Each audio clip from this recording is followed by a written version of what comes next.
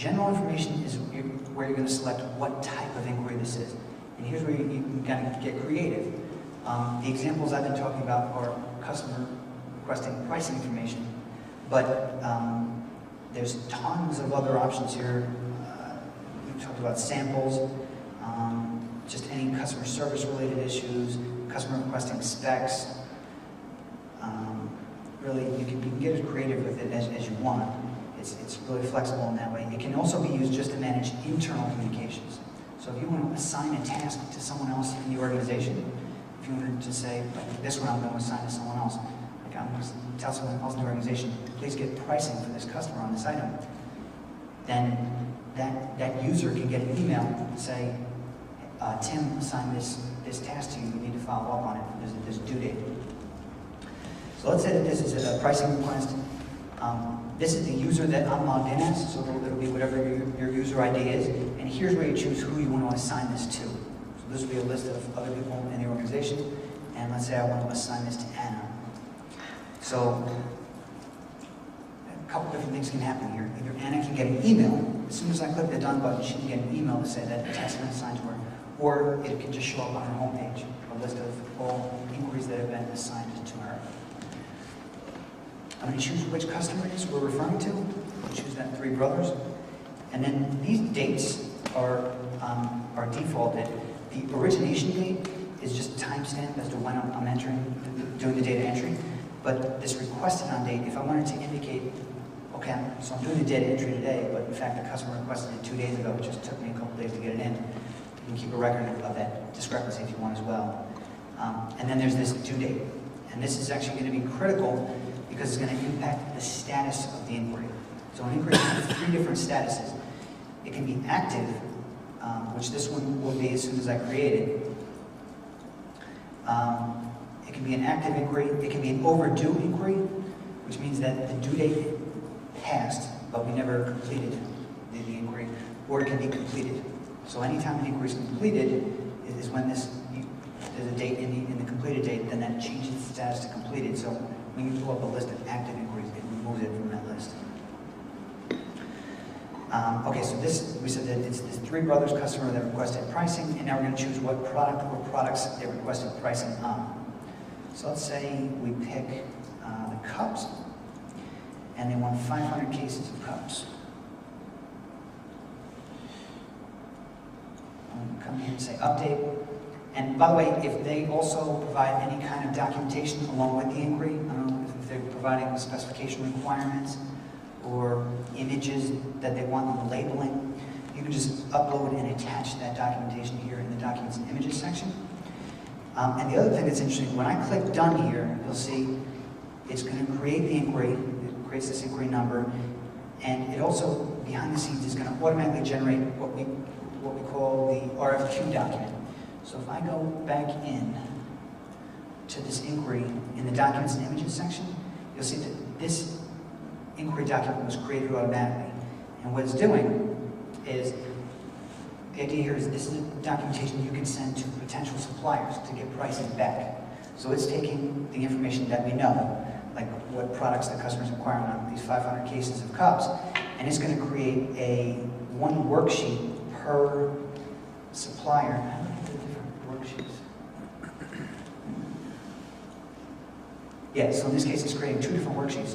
One for China exports, which is one of our suppliers for the cups, and one is for Brazil exports. So we can just email these RFQs out to them, and then we're essentially requesting pricing back from the suppliers on this particular item. Right? Now, by the way, also, if you come back into this inquiry, this offers section is going to show you a history of any price quotes that we did receive back that's linked with this inquiry. So you can link directly to those offers. So let's talk about how the offers information gets in there. There's 2 different ways. One is we have an import tool that allows you to, if you send that RFQ spreadsheet out, or we have other formats too, but we can actually import the spreadsheet back into the system that has the supplier pricing, so you don't have to manually enter what these offers are. But I'm going to show you the manual way here. So back in the sales and purchases menu, we're going to offers, and we're going to create a new offer. So basically, the RFQ, the supplier Yes, and they can't change the format. That's the other thing. So that's why it doesn't always work, because a lot of times they have their own format. It's great. Our guys in China, we send it to them, and some of them do, and some of them. Yeah, some of these Dutch guys just whatever. Yeah. So like, I ain't throwing that out. Exactly. So if you are entering manually, then you're going to come in here and select who the supplier is that you're hearing back from. So let's say it's this presidential packaging. And then you choose what inquiry is this offer associated with. You don't have to enter an offer that's associated with an inquiry if you don't want to. If it's just an offer on its own, that's perfectly fine. But if we do enter the inquiry, or select the inquiry, then it's going to fill a lot of the information that we know in for us already. So it fills in the customer, fills in the product, fills in the quantity, fills in the unit measure. We just need to indicate what price the supplier is quoting us at. So let's say they quote us at $35 a case. I'm also going to enter here internally what user is responsible for doing the buying, what user is on the sales side, and then some dates. So let's say that the price came in today, and the price is good for a month. And we'll create the offer. So now we're creating some history. So if we go into the vendor or we go into the product, we're going to be able to see a history of who's quoted us at what price on this product. But also, there's this other tool here which is called the price estimator. And let's show this. We have several different versions of this. They're all pretty custom. So I kind of grabbed the default one, which is not great, but you get the idea. So this is going to be your offer. It tells you who the salesperson is, the product, the quantity, and your cost, the cost that supplier quoted you per case. In this case, $35. Now, down here is going to be a listing of all the other costs that need to be taken into account when we're considering what our true cost or our true landed cost of this product is going to be. Now this is an Excel spreadsheet, so there can be calculations, there can be automated calculations behind each one of these cost types. So if you, for example, say you want to indicate, just add 2% on for insurance across the board, or 1% for insurance across the board. Where broker fees, we pay $125 per entry, so just tack on a flat charge of $125. Or warehousing, we figure another 1% for warehousing. So these can all be automated calculations, but they can also be manually typed in. So this is, you can just use it as kind of a worksheet to help you come up with where you're coming up with your cost. And then you get a total down here for your total cost and total cost per unit. And then factoring in a markup, here's your suggested sale price to the customer.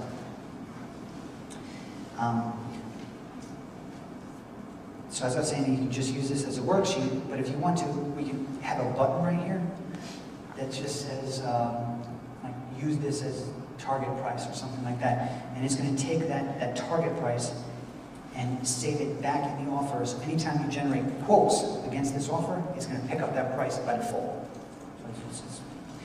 It's using that target price. Now, as far as quoting the customer goes, which by the way I should mention too, any of these offers can be turned into POs automatically.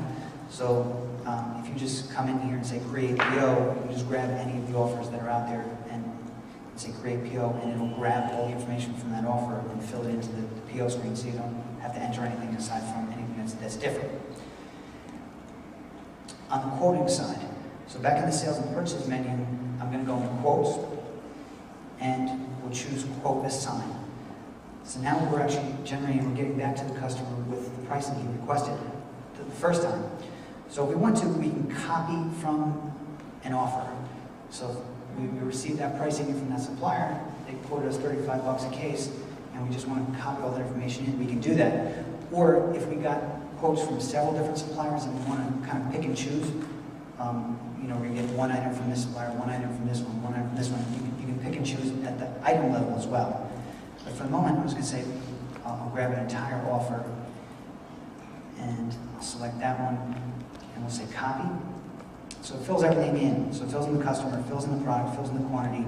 Now, because I didn't save that price back, it's not going to fill in the price for me. But let's say it's $45 a case is our quote out to the customer.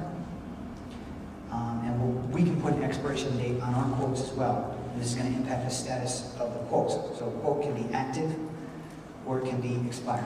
If the expiration date passes, let's say it's also due a month, 6, 13,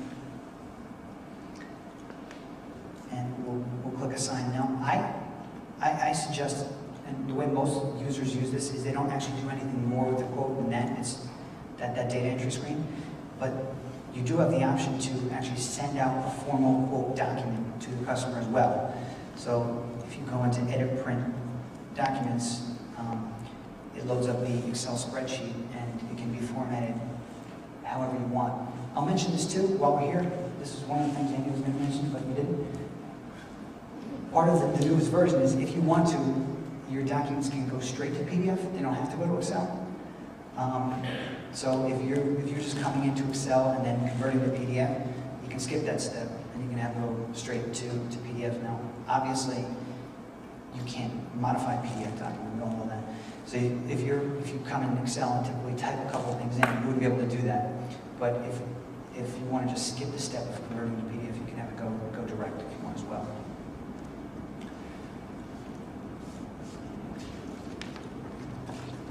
The other thing with quotes is, just like on the offer side, you can turn an offer into a PO, you can turn a quote into a sales order.